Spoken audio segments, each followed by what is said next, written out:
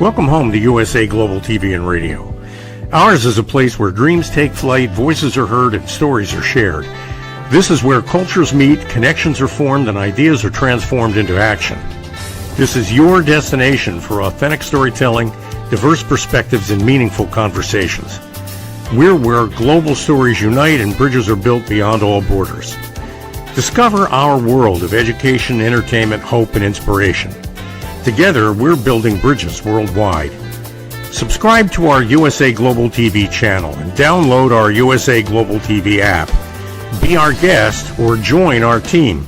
Visit usaglobaltv.com. With heartfelt thanks to our executive producer, Dr. Jacalyn Kerbeck, music scored by Yifei Tang from Cloud Road Music, creative direction by Paul Garcia, and I'm Al Cini, and I'm very proud to be part of the USA Global TV and Radio family. So join us here at USA Global TV and Radio.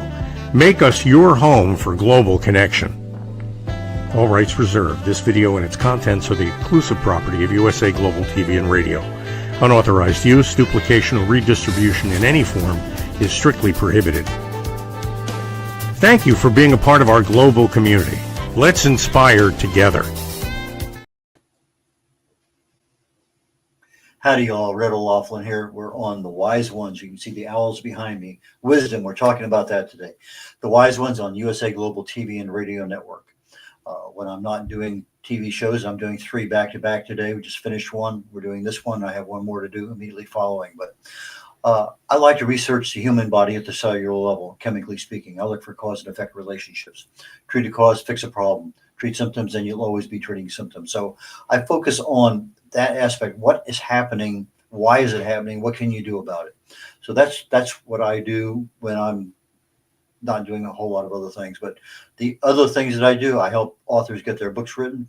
I publish books for people, maybe 50 books so far for other authors.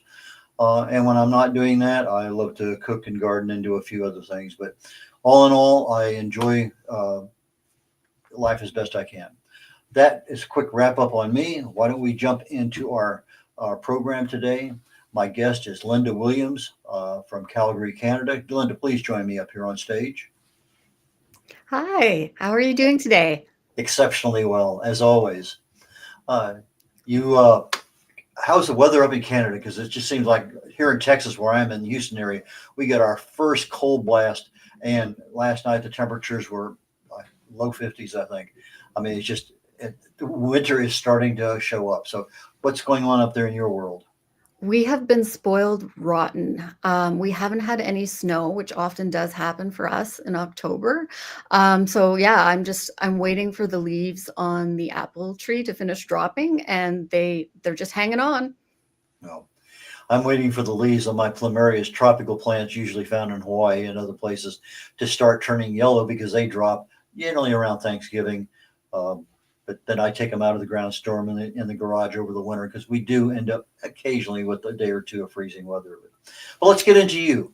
That's enough about me and my love of things. Okay, you just published your book last month. Tell us about that. Why don't we just start right out? And if you happen to have a copy of it, I should have asked you that backstage. If you had copies sitting there you could put up, then let's talk about your book. Okay, so my book is a collection of short stories titled The Beauty and the Hell of It. And it's about women who are pushing back on expectations about how they should behave. So these are messy and complicated women making decisions that are getting them into trouble. There's themes of grief and loss and mental illness throughout the book. And there's a little bit of a sidelong glance at what I call the loveliness imperative. And what I mean when I say the loveliness imperative is the expectation that women should make themselves appealing to men in everything they do. You know, just sneeze daintily, don't argue, lose that weight, maintain your thigh gap, all of those terrible things and terrible ways of making yourself small to just not rock the boat. So these women are saying no to that, and they're getting themselves in some hot water. You forgot to mention walk 10 paces behind you off to the right and be quiet. Yes, that's right. Everywhere my wife and I go, we're holding hands. So it's kind of, yeah, people talk about it sometimes. But anyway, I noticed on your Instagram channel, it says you write about unlikable female characters. That's kind of a strange way of talking. Tell me about that. That came from feedback I got when I was starting out. I took some creative writing courses, joined some creative writing groups, and certain people would tell me, I enjoyed your story, Lynda. It was funny, and, the pacing's great, all this, but I didn't like the main character. And I really took that advice to heart. I wondered if I was doing something wrong. And then I started to think about the characters I enjoyed reading. Raymond Carver is one of my favorite writers. And I thought about the narrator in Cathedral, who is just a complete jerk. And I thought, no, I'm doing this on purpose. It's just that the jerks I'm writing are women. And so that wasn't sitting well with certain readers. And I had to make a decision whether I wanted to pursue that or write the way people were telling me to write. And as you can see, I chose to do the latter, and I found an audience for that. There are other women out there who want to read unlikable women, right? What are 2 or 3 things you learned in that creative writing program you were in? I learned a lot about craft. So I learned the importance, I guess you would say, of narrative arc. That's something that I really have to go back and look for and pull through in my revisions. I often start with a character and with voice, so that doesn't always get the attention it deserves. But the other thing it taught me is the value and importance of filtering the feedback you get. Feedback from other writers is really important, and it's something you should take seriously, but you also have to be able to evaluate it and decide, do they understand what I'm trying to do? Is this person part of my ideal audience? So I had some maturing to do in that process. How long did it take you to write the book? So the stories in the collection actually span 15 years. And then in that space, there were 6 or 7 years where I didn't write anything. They just languished in a drawer. And along about 2021, I took a membership program at Humber Polytechnic. And that's where I finished up the book, rounded out the collection, and revised everything that was old. So at the beginning of the pandemic, you kind of resurrected your writing, but you were out of touch with writing for a while. What happened?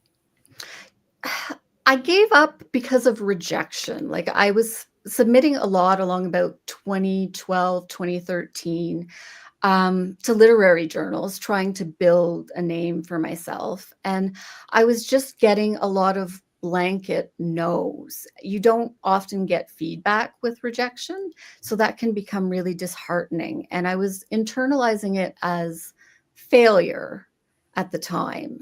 So some of the stories I was writing were quite personal. And every time I got a rejection, I felt it as a loss. I grieved it. I would stop working on what I was doing. And it wasn't until I took the mentorship program at Humber that I learned to reframe my perception of rejection as part of the process, right? Because often rejection isn't personal. Sometimes it's that you don't fit with the magazine. Sometimes it's that you actually fit with that magazine, but they have a theme emerging from the pieces they're curating for that issue, and you're not quite perfect for it. Maybe if you had submitted to them, last season or next time around, that story would have been perfect. So if you're grieving it as a personal loss each time, you're wasting a lot of time, right? You need to be able to take it on the chin and just go forth and resubmit. You used the word no just a minute ago. It kind of reminded me of maybe a decade or so back. I was in a class doing something, can't remember the details, but they said that most teenagers, by the time they graduate from high school, have heard the word no 18,000 times. And when when you're a toddler, no, don't do it. Yeah, I can imagine it's quite a few of them there. It's not quite as many when you're 15, but there's still quite a few. And so the no, we're not taking personal at that point in time in our life. It's just don't do what you're doing. And so we learn and we grow from it. Sometimes we don't. We take it personal and it becomes a problem. But for authors, that's your baby. That's your intellectual property. That's what you spent and you sweated over and you worried about. And somebody says no. That I can see could create emotional distress, and you haven't even begun the editing process yet of them telling you this isn't right, this isn't right. And so but you use the word reframing, and I think it's a great word. Tell us what reframing is, because many of them may not know exactly how to interpret that word. I think for me, the reframing process was taking it from the idea that this no is permanent. It means forever. It means you've failed. Stop trying, to not yet. It's not, maybe it's not quite right for this journal. Maybe it's not quite the moment for this piece. Like there is some luck involved in this too. Or maybe you sent the piece out and it wasn't quite ready yet. So if you hear no, there's a bunch of questions you need to ask yourself. Like, okay, what's going on here? Why did I get this no? And sometimes your rejection letter will include a little bit of feedback or insight into that.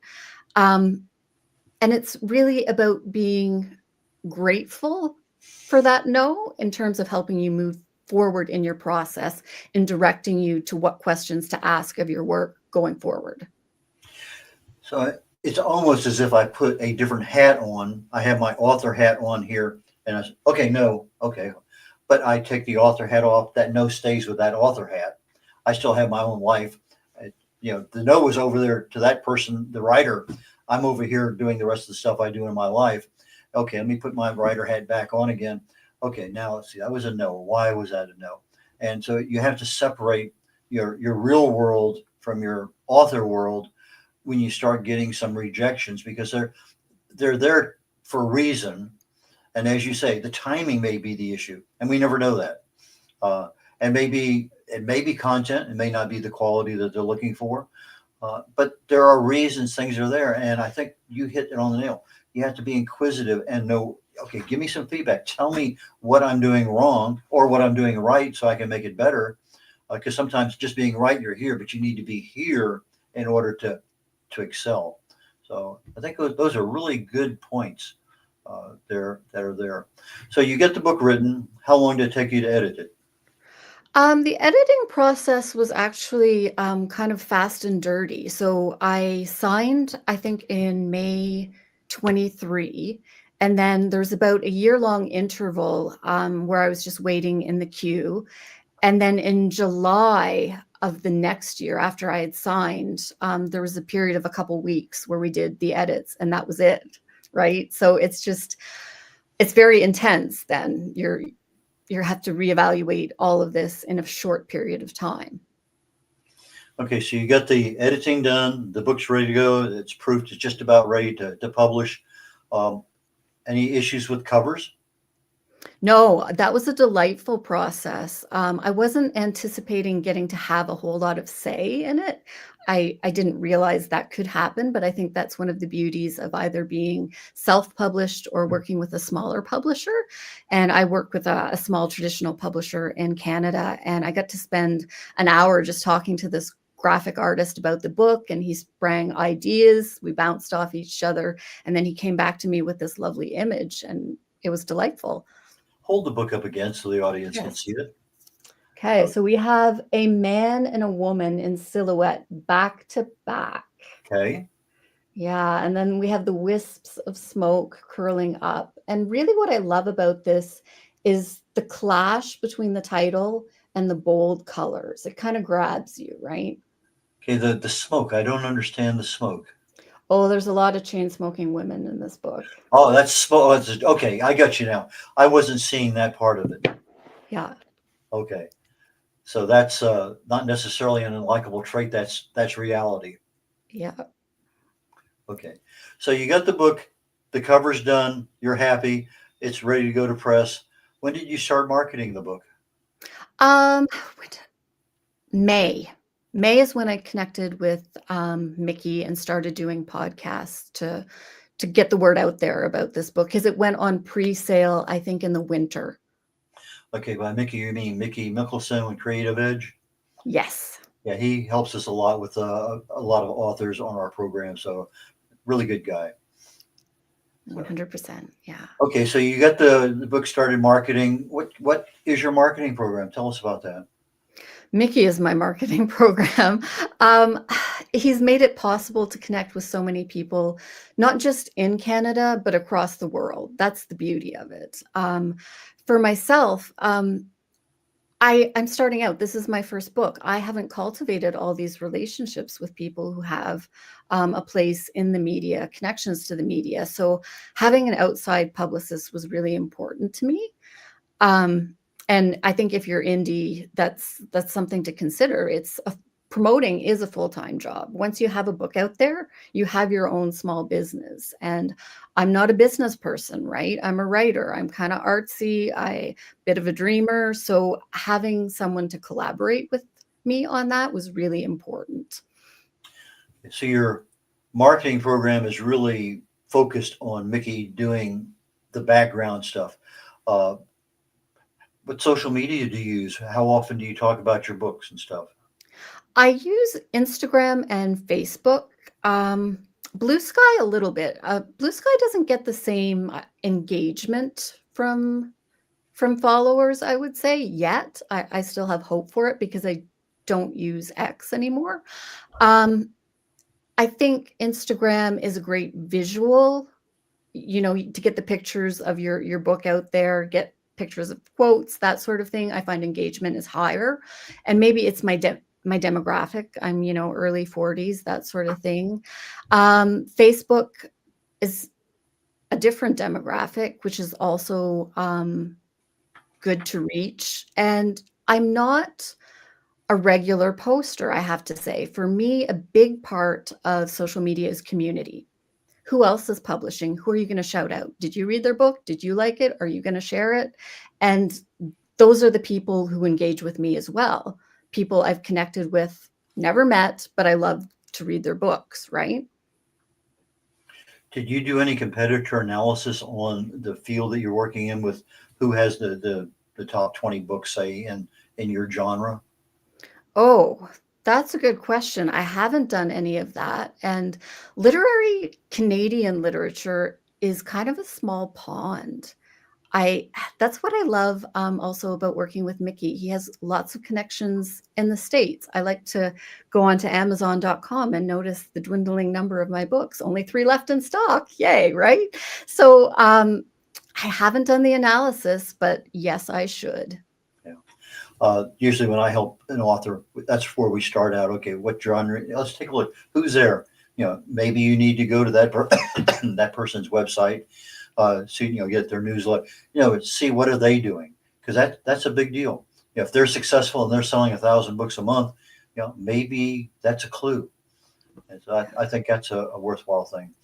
AI used anywhere in your writing? No, I am strongly against AI. It makes me nervous on so many levels. And my big problem, as many people have already argued, is it's built on the work of artists that was stolen, right? It was taken without their consent, without their permission. And that's not okay, right? So ethically, I object to AI. And until that's sorted, I'm not willing to use it as a tool. I appreciate that it's a tool, that you can learn to do things with it. I've heard it's really good at writing headlines. I also freelance. But I also like to use my mind because it's a tool and I don't want to lose, I guess you would say, the sharpness. Writing headlines is tough, right? Like if you're doing a blog and you have to do the deck and that sort of thing, distilling what an article is about is an art. And I don't want to trust AI to do that because I worked hard to build that skill. I'm not going to give it up. Oh, we're getting ready to go to a commercial break here just in a few seconds, about a minute and a half. But I'd like to follow up a little bit on AI when we come back, because I think there's some areas there just for concern and talking about, because I think a lot of people, and you're absolutely right about your your concerns. But there's some other things we can just chat about and just let the audience kind of know what we think. So let's go to our break and we'll be right back. USA Global TV and Radio proudly presents Tracy Cram Perkins, a dementia caregiving survivor teaching how to balance care with peace of mind. #1 resource for dementia caregivers. It's the book Dementia Home Care: How to Prepare Before, During, and After. Over 17,000 copies sold of this must-have guide. And now a testimonial from Tracy Smith. If I was to describe this book to someone who is going through a similar situation, I would underscore how important it is to have some sort of a tool or a guidebook to help you through certain stages. And there's so many, it's such an unknown topic to the average person. And to have this as a reference is essential. It's going to help you get through it personally, as well as help your loved one manage. To learn more, go to tracycramperkins.com. Tracy Cram Perkins is an award-winning author. She's also the host of Dementia Home Care television show. Watch it here on USA Global TV and Radio.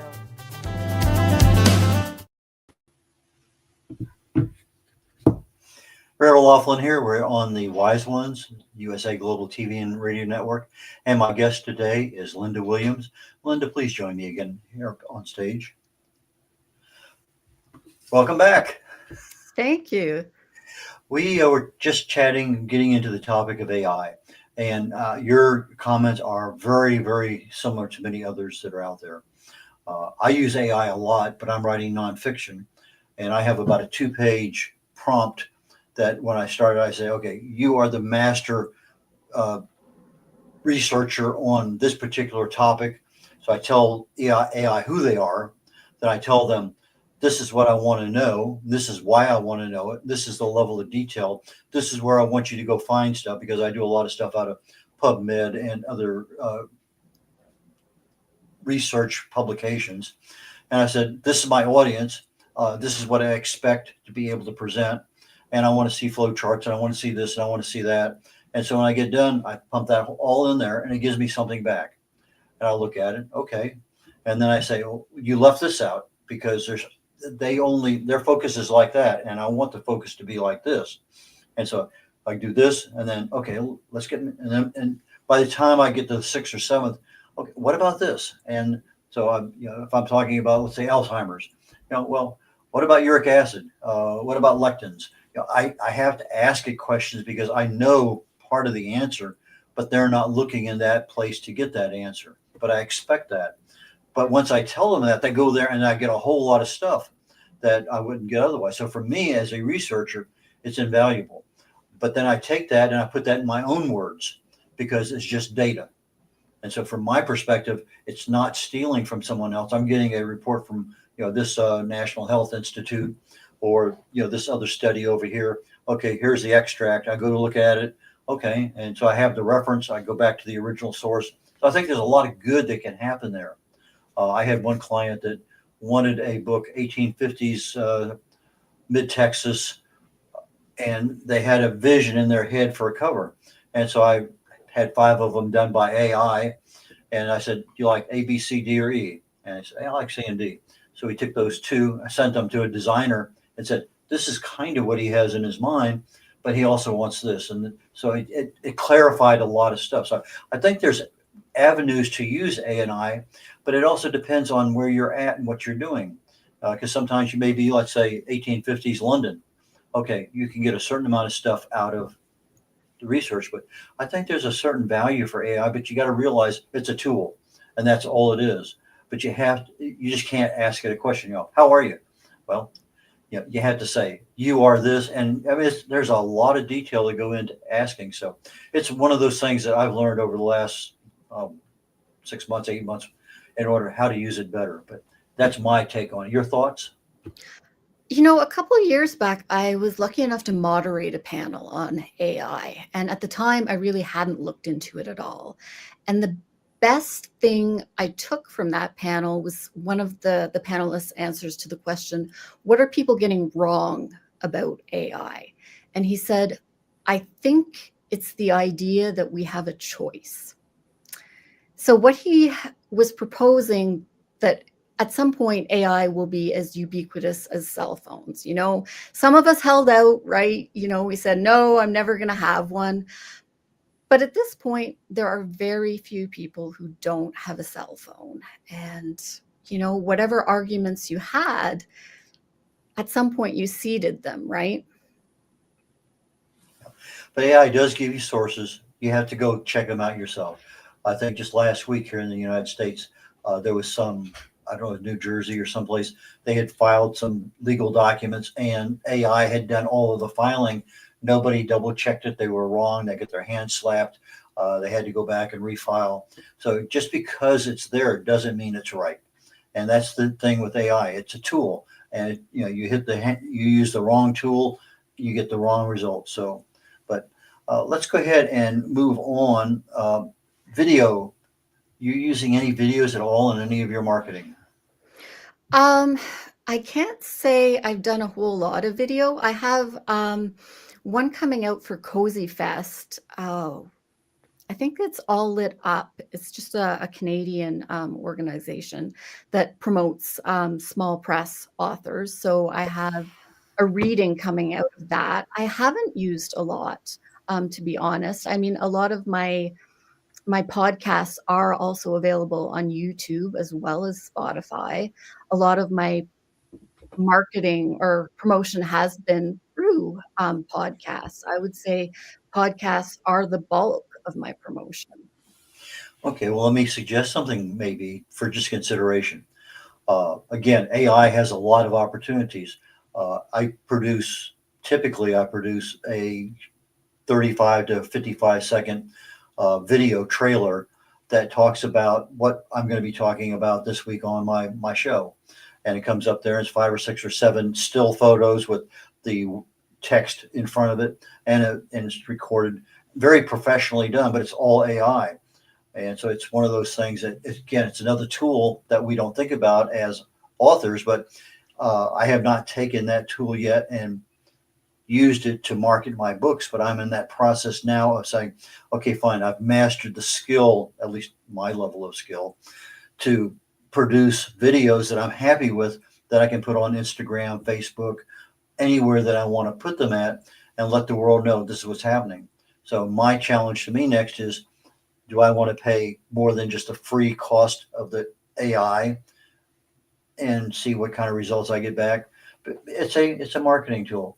And so again, we're not experts in that area, but for me, I can spend literally no less than 10 minutes, no less than 5 minutes, no more than 10 minutes.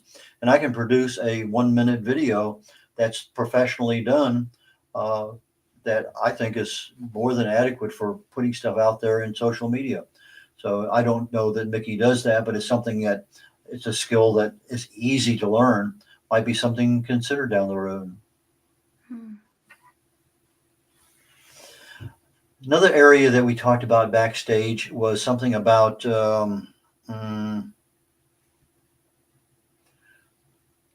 finding failure in Yeah, taking the failure and struggle in life and making it into art, right? Okay, let's talk about that.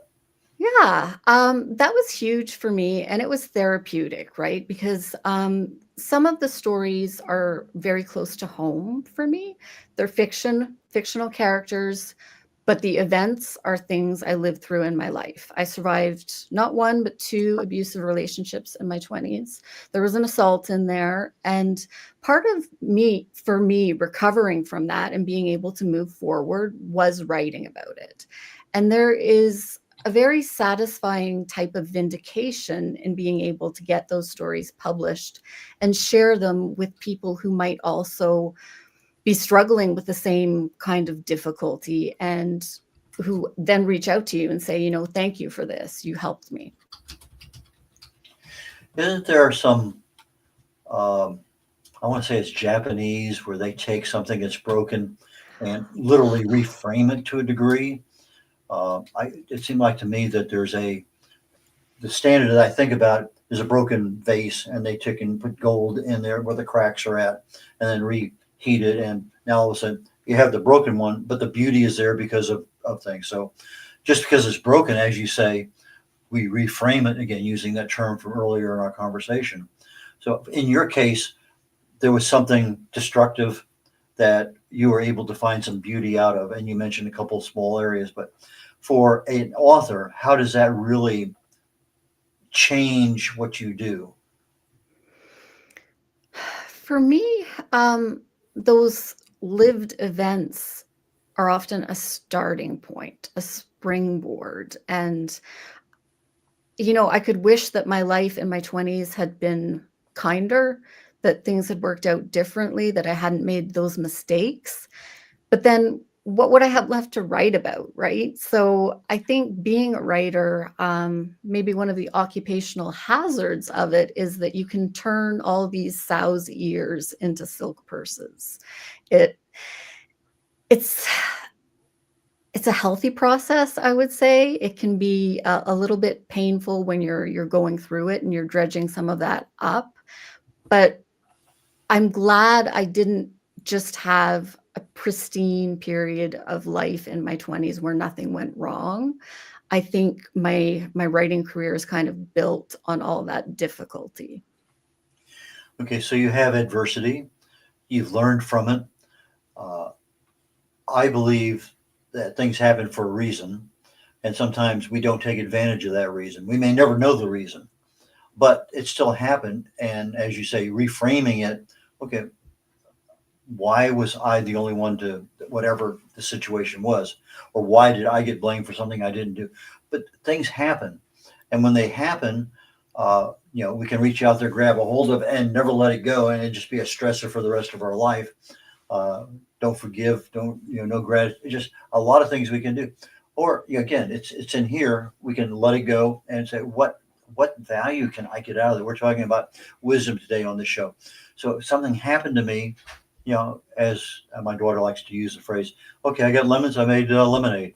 It's one of those kind of situations. What can you do with that little bit of negativity that's sliced into your world rapidly, but is not necessarily still affecting you today?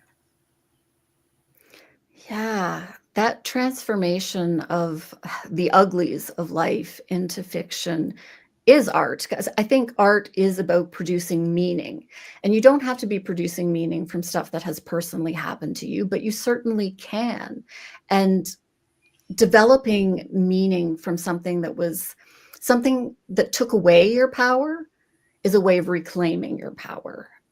And I think you can also share that power with other people that those same things have happened to, right? I think at some point in time I saw on one of your, I think it was a Facebook channel, you have a November 13th flywheel of Skylar K. That's something I'm totally unfamiliar with. Is that reading? What is that? Oh, I was sharing that. Skylar Kay is a lovely Calgary poet. Her second book just came out, and I wanted to let other people who follow me on Facebook know that they can attend. It's just a local bookstore event, and every month they bring in authors, not just from Calgary, but across Canada. And yeah, it's a great way to get out into the literary community and celebrate your local poets and writers. Okay. Uh, are you looking at being one of these people featured on that down the road? That could be a possibility. The next reading I have is in Toronto. My publisher is holding a group reading on December 7th, Kensington Market. So if you're in the Toronto area on that afternoon, come out and you can listen to me and some fellow Guernica authors. And then going into the new year, I haven't scheduled any readings yet, but 2026 is coming fast. So how many times do you read it out loud with nobody around in order to feel very comfortable doing it in public? There is a sweet spot with that. I learned the hard way that if I over rehearse, I go too fast. So you always have to remember that other people are hearing these words for the first time. So you have to give them some gravitas, right? But you also have to read the passage enough to know the ins and outs of the punctuation, right? Because those are your road signs. You need to know where you're going to take a breath. You need to know where you might need to pause to let people finish laughing before you start again. So for me, the sweet spot is usually 3 or 4 times in front of a mirror, looking up at those important moments, and then I'm good. If I keep going, I'm digging myself a hole. Do you have any speaking engagements that you're not reading? No, not forthcoming. I had a couple panels this summer. There's a wonderful festival called When Words Collide every year in Calgary. So it'll be coming up in August. I think it's 16th, 17th in 2026. I hope to be there again. If you're in Calgary, I highly recommend it. Yeah. Well, just as you're talking about 3 or 4 times to do it, as a speaker, I do the same thing. But when I'm timing it, I know what I have my outline in my brain. I don't have anything I'm reading, but I go through it and I'm speaking generally my regular speed, a little fast. But I find that if I time myself for 4 minutes, no more than 4.5, that usually gets publicly at about 6.5 to 7 minutes, because there's always things that your brain brings in and you're not aware of your time and your cadence and your pauses. Those are things that are there, and you're always looking for feedback from the audience to make sure, did they not understand that? Maybe I need to go a little bit deeper. And so there is, as you say, a sweet spot. And I think you nailed it very nicely, because you said, if I do it too much, then I get too fast and the reading is not ruined. It's just that you're not focusing on the audience. And I think that's a big takeaway here on the wise ones. The wisdom is we're focused on our audience. That is who we're trying to do it. I learned something the other day. I was talking with somebody actually off of LinkedIn, and he says, your website is designed not for you. It's designed for somebody trying to find you. And I said, okay. And all of a sudden it just, it switched me around, because in my brain, okay, this is my website. This is what I want to show this. But in reality, that's not the case. I do that with my books. I'm very focused on the audience, but for that particular marketing aspect of a website, I wasn't thinking that way. But just part of always listening. We're getting to the end of the show, and I want to make sure that I promised you. How do people reach you? What's going on? So take a moment and tell us. Okay, so you can find a selection of my stories with links where you can find them online at www.lindawilliams.ca. You can find the book, The Beauty and the Hell of It, available on Amazon.com and Amazon.ca. Or you can go to Barnes and Noble. I think it's available on order there. In Canada, you can go to your local independent or Chapters and Indigo. And if you'd like to follow me on social media, I am available at Lynda_Williams_author. Audience that'll get this presentation a little bit later on. That's Lynda, Lynda Williams, WILLIAMS.ca for Canada. So Lynda, thank you so very, very much for being our guest today. I learned a lot. I enjoyed our conversation, and I'm glad that we had a chance to talk a little bit about failure, reframing, some things we just generally never talk about on this show. So thank you very much. And I wish you the best, and take care and enjoy the winter up in Canada. Thank you so much. It was a pleasure. Take care. Take care. red.olaughlin here. We're wrapping up the Wise Ones on the USA Global TV and Radio Network. Today we had Lynda Williams, and very, very delightful conversation. My next show is called Talking Heads. Last week I introduced the subject of peptides, primarily synthetic peptides, stuff that I'm starting to see a lot of marketing on. I go to, say, Instagram, and all of a sudden it's boomity, boomity, boomity, boomity. And of course, it's because I'm following certain people. That's the algorithm. It's feeding me back information that I want to see. But I'm looking at this and I'm thinking to myself, I can see some major changes down the road, not necessarily in the next 10 years, but certainly down the road, where peptides may be really the primary solution to a lot of health and medical issues. So anyway, I'm going to follow that up today, talking about how you can bulletproof your health using peptides on Talking Heads, the next show in about 21 minutes. Take care, y'all. Bye now.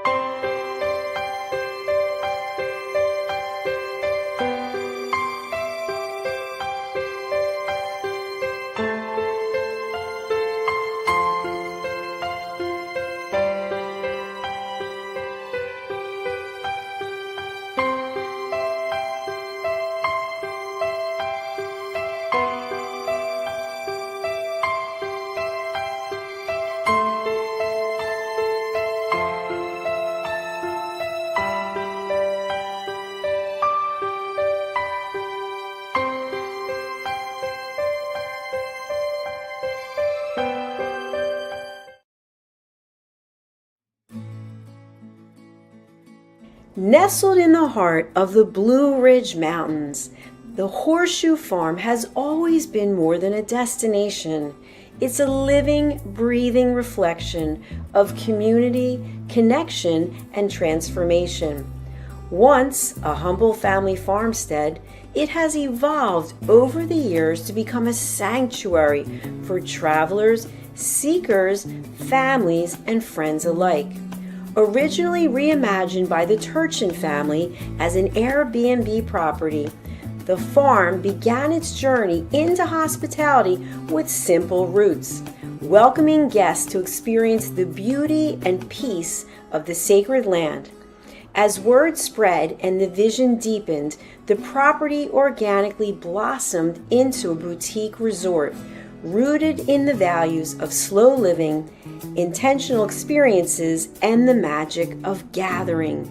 Today, the Horseshoe Farm is a 90-acre experiential retreat that merges hospitality, wellness, and culinary excellence. It is home to the Stable Spa, the Silo Cookhouse, distinctive lodging options, and a curated calendar of events that nourish mind, body, and spirit.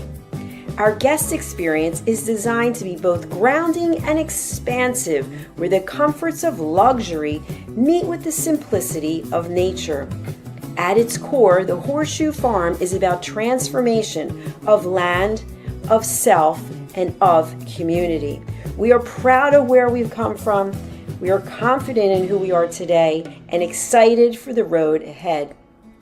Hello, I'm Dr. Jacalyn Kerbeck, also known as the Listening Mentor and President and Founder of USA Global TV and Radio. I had the opportunity, the pleasure of attending a retreat at the Horseshoe Farm just recently.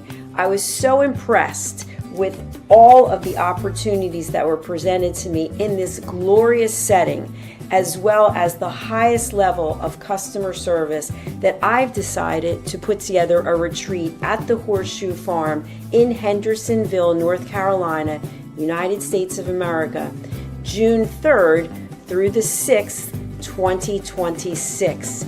You can expect to have a beautiful time of relaxation combined with learning, community, collaboration. Do consider joining me in this wonderful opportunity to reconnect with yourself, with others, and with nature. For more information, email me at drjacalyn@usaglobaltv.com. Thank you, viewers and listeners of USA Global TV and Radio, for joining us today. We're honoured to have your time and attention as part of our global community. At USA Global TV and Radio, we believe in the power of authentic conversations, meaningful connections, and creating a world of possibilities together. Want to be part of something bigger? Join our team of elevated listeners at usaglobaltv.com, a space where your voice matters and your ability to listen transforms relationships. Stay connected with us across all our platforms for thought-provoking discussions, expert insights, and empowering stories. Subscribe to our channels at youtube.com/c/USA Global TV. Follow us on social media and explore the endless opportunities we're creating for growth, learning, and inspiration. Together, we're not just broadcasting, we're building bridges and changing lives one conversation at a time. For inquiries, contact us at info@usaglobaltv.com. Music by Johnny Dyes. Produced by Executive Producer and Director Dr. Jacalyn Kerbeck. Voiceover by Mike Porter. Creative Direction by Paul Garcia. All rights reserved. Copyright 2025. Visit usaglobaltv.com to view our full terms and conditions.